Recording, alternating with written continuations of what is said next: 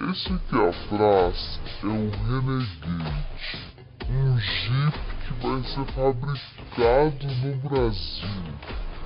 Ele chega às nossas ruas em 2015, montado na nova fábrica da Fiat em Goianá, Pernambuco.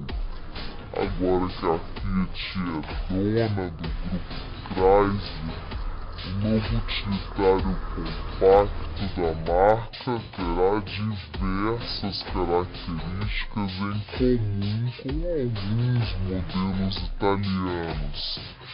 A plataforma, por exemplo, é a mesma do 500L.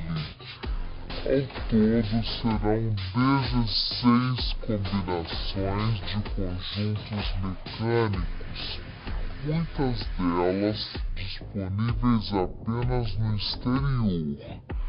O modelo de entrada da marca contará apenas com motores 4 cilindros, gasolina ou diesel, mas 3 opções de câmbio, 2 manuais de 5 e 6 marchas e uma transmissão inédita na categoria, a automática de 9 velocidades. Como era de se esperar, a tração 4x4 também será um opcional. Nas versões nacionais, os motores serão da família e-Torque.